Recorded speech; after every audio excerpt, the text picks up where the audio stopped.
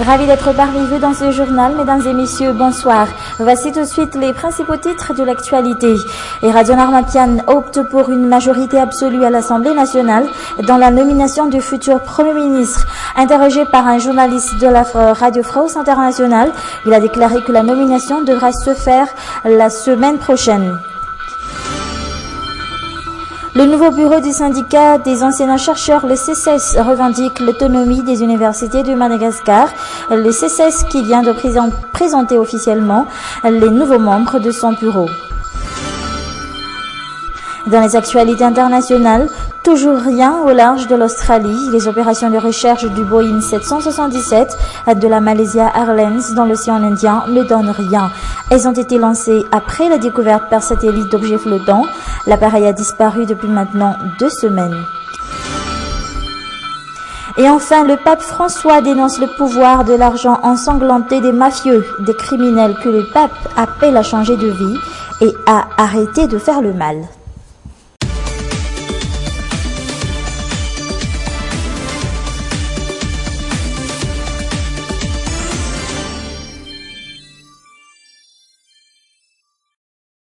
Au micro d'un journaliste de la Radio France Internationale, Radio Narmapian a déclaré hier en France qu'il opte pour une majorité absolue à l'Assemblée nationale dans la nomination du futur chef de gouvernement. Position qui n'étonne pas les observateurs depuis les multiples tentatives de déstabilisation du MAPAR, aujourd'hui majoritairement élu à la Chambre basse. Encore une fois, il rejette donc la candidature de Hazare Simple à la primature. Mamba au Café Chaniel. Qui succédera à Omer Berezik? Cette question est aujourd'hui de nouveau sur toutes les lèvres en attendant le retour du chef de l'État de l'étranger. Hier en France, il a été clair à ce sujet. Le MAPAR n'aura pas à proposer seul le nom du futur chef de gouvernement. Encore une fois, il rejette la candidature de Hazare Simple à la primature. L'avis qui a été donné par la Haute Cour constitutionnelle était une majorité relative, alors que le commun des mortels pense que la majorité, et surtout lorsqu'on parle de stabilité, c'est une majorité à 50% plus 1, donc majorité absolue. Une majorité absolue à plus de 50%, et Radio Narmapian avance enfin sa vraie position après avoir entretenu le flou autour de la question pendant plusieurs semaines. Le chef de l'État projette donc de contourner la Constitution dans la nomination du futur Premier ministre. Au micro d'un journaliste de la RFI, il précise que la HCC, dans son ancienne version, a juste émis un avis à ce sujet. C'est un avis. La position de la HCC, oui, c'est un avis. C'est un avis, donc ce n'est pas contraignant. Non, ça ne lie pas le président de la République. Quand aura lieu la nomination du Premier ministre et la formation du nouveau gouvernement, ce sera pour bientôt, affirme Radio Narmapian à New York, en France. Il déclare que ce sera avant le sommet Union européenne-Afrique au mois d'avril prochain. À part la politique, l'affaire des véhicules tout-terrain a été également abordée au cours de cet entretien que le chef de l'État malgache a accordé à un journaliste de la Radio France Internationale. Le constructeur n'aurait exigé aucune contrepartie par rapport à cette donation selon le chef de l'État malgache. Et si les gens se posent des questions sur ces dons de voitures et s'il y a des soupçons quant à l'origine de ce cadeau, c'est qu'il s'agit d'une question de jalousie de l'avis donc de Radio Narmapian. Écoutons-le. Et que voulez-vous, on a vérifié quand même l'origine, c'était le constructeur qui nous les a donnés, donc on a dit, il n'y a pas de doute sur la clarté de l'origine de ces véhicules, donc on a accepté. Et derrière ce constructeur, il n'y avait pas le China Investment Fund, qui est un gros opérateur chinois? Ils sont dans beaucoup de choses, donc moi je regarde même pas ça. Mais vous conviendrez que ces dons de véhicules alimentent des soupçons, les gens se posent des questions, il y a forcément des contreparties avec ce genre de cadeau. En tout cas, moi, j'ai pas de contrepartie par rapport à cela. C'est, moi, à mon avis, c'est une question de jalousie. Dans le domaine de l'enseignement supérieur, le syndicat des enseignants-chercheurs, le CCES, vient de présenter officiellement hier son nouveau bureau. Ses membres ont été élus lors du dernier congrès national du syndicat à Full Point les 13 et 14 mars dernier. Armanana Raharnous a été élu par ses pairs pour présider l'un des syndicats les plus actifs ces 5 dernières années à Madagascar. Les objectifs ne changent pas pour autant. Le CCES CSS exige toujours la mise en place d'une gestion autonome au sein des universités de Madagascar. Écoutons les explications du nouveau président du CSS au micro de Aris Ariel. Toutes les universités de Madagascar doivent avoir une autonomie. L'État n'a pas à s'ingérer dans la gestion des universités. Toutes décisions prises par les hauts responsables des universités doivent être tout de suite appliquées sans qu'elles soient remises en cause ni critiquées par les autorités. Les coopératives de transport du stationnement d'Aboudvoun exigent des solutions de la part de l'État pour améliorer leur situation. En effet, le stationnement d'Aboudvoun, qui devient trop petit pour les nombreuses voitures qui y stationnent à longueur de journée, est également source d'embouteillage dans cette partie de la capitale. Reportage. Dans ce stationnement, une grande partie des taxis-brousses desservant plusieurs routes nationales. À cause d'eux, cet axe est totalement saturé à longueur de journée. Les habitants du quartier, les usagers de la route, tout comme les transporteurs, sont malgré eux habitués à ces embouteillages monstres, ces derniers qui pointent du doigt l'inexistence d'infrastructures adéquates pour abriter tous ces véhicules. Nous avons un vrai problème de parking, car selon l'organisation que nous avons mis en place, un kiosque ne peut abriter qu'une seule voiture. Or, pour notre cas, 5 à 6 de nos voitures doivent prendre le même départ. Donc, nous sommes obligés de louer des parkings. Nous ne savons pas où les mettre, car le stationnement est trop étroit. Un stationnement très étroit et sans entretien. Aujourd'hui, les coopératives de transport exigent de la part de l'État des solutions pour y remédier. Les transporteurs se disent même prêts à déménager si des travaux d'aménagement doivent se faire à cet endroit.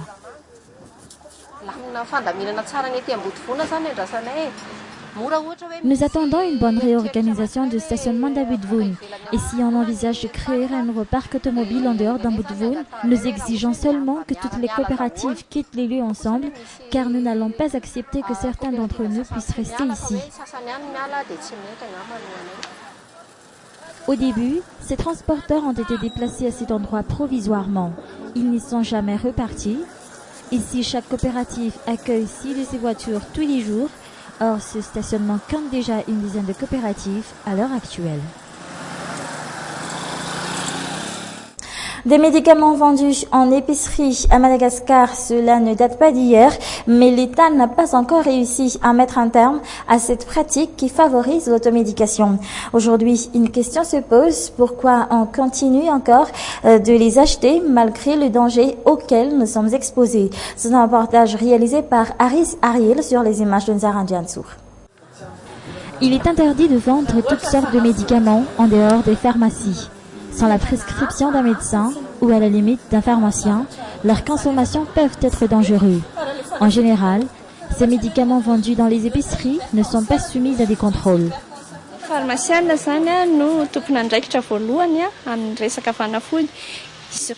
Les pharmaciens sont les premiers responsables des médicaments. Ce sont des professionnels en la matière, ce qui veut dire que nous devons acheter les médicaments seulement dans les pharmacies. L'achat de médicaments en dehors des pharmacies constitue un réel danger, car il faut savoir que les médicaments peuvent guérir, mais ils peuvent aussi nous tuer. D'autres sont pourtant convaincus que ces médicaments vendus en épicerie ne présentent pas autant de risques. Ce sont surtout les adeptes de l'automédication qui les achètent. Nous achetons surtout du paracétamol dans les épiceries. C'est tout. Mais s'il s'agit d'un médicament assez urgent, on l'achète toujours à la pharmacie. Si le soir on a de la fièvre, on doit aller chez l'épicier pour acheter le médicament. Des médicaments en vente libre dans les épiceries. À Madagascar, la pratique ne date pas d'hier. Beaucoup d'épiciers manipulent toutes sortes de médicaments sans avoir reçu des formations. Ce sont surtout les médicaments destinés à soulager la douleur qui se vendent le plus dans ces épiceries. S'ils habitent juste à côté, il n'a qu'à venir ici acheter du paracétamol en cas de mal de tête. Ici, presque toutes les épiceries vendent ce genre de médicaments, mais les clients vont dans les épiceries qui sont juste près d'eux. En achetant ces médicaments en vente libre, les clients peuvent consommer soit des médicaments non contrôlés, soit des médicaments périmés. Mais dans tous les cas, chaque médicament nécessite toujours une prescription médicale. À l'étranger, après plusieurs jours de discussion, la Russie accepte finalement l'envoi d'une mission d'observation en Ukraine. Moscou se dit même prête à déployer des observateurs sur le terrain, un compromis salué par les 57 pays membres de l'OSCE, l'Organisation de la sécurité et de la coopération en Europe. Mais le flou demeure autour de la situation de la Crimée. Ces observateurs iront-ils en Crimée ou pas? L'OSCE affirme qu'ils iront sur la péninsule qui fait partie de l'Ukraine. La Crimée appartient désormais à la Russie, soulignent de leur côté les Russes. L'objectif de l'OSCE en envoyant ces observateurs, c'est de réduire les tensions dans le pays et favoriser la stabilité. 2 semaines après sa disparition, toujours aucune trace ni aucune piste autour du vol MH370 de la Malaysia Airlines. Les recherches de ce Boeing se concentrent maintenant sur le sud de l'océan Indien, au large de Perth, en Australie. Pour l'instant, rien n'a été trouvé dans cette zone où un satellite a récemment repéré des débris en mer. Les opérations de recherche font face à beaucoup de difficultés. Reportage. Dans le sud de l'océan Indien, les survols continuent. Objectif, repérer le moindre débris. Car c'est dans cette zone hostile, aux portes de l'Antarctique, située à plus de 2000 km au sud-ouest de Perth, qu'un satellite a repéré le 16 mars 2 objets à la surface de l'eau. Impossible de dire s'il s'agit de pièces appartenant au Boeing 777 disparu de la Malaysia Airlines, mais c'est la piste principale. Jusqu'à présent, la météo avait rendu difficile les recherches des pilotes de la Royal Air Force australienne, mais elle s'améliore. Aujourd'hui, les conditions météo sont bien meilleures dans le sud de l'océan Indien et nous avons envoyé 6 avions pour explorer la zone. Ensuite, un bâtiment de la marine australienne se rendra dans la zone de recherche à son tour. Les recherches mobilisent des dizaines d'avions et de navires dotés de technologies de surveillance dernier cri, et pourtant, cela ne suffit pas. La meilleure technique, c'est de regarder à l'œil nu. Nous restons près du hublot et nous scrutons l'océan à la recherche de choses que les radars ne peuvent pas repérer.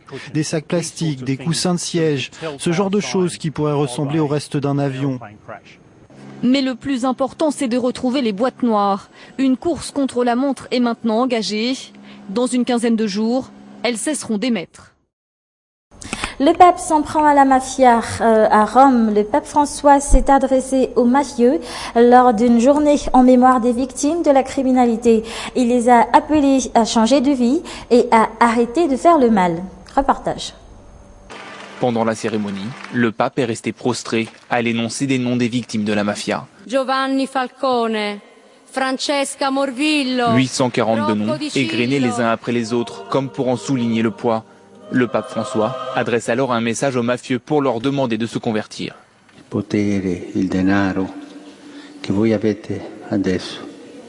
Le pouvoir et l'argent qui proviennent de toutes ces affaires sales et de tous ces crimes mafieux sont entachés de sang. Il est encore temps de ne pas finir en enfer. En novembre dernier, le pape François s'était déjà exprimé sur la mafia. Un juge avait d'ailleurs estimé que les mafieux n'hésiteraient pas à s'en prendre à lui. Les associations de lutte contre les organisations mafieuses, elles se réjouissent. Le pape nous donne de l'espoir. Il nous dit qu'il veut la transparence. Il veut que la banque et les comptes du Vatican soient aussi transparents.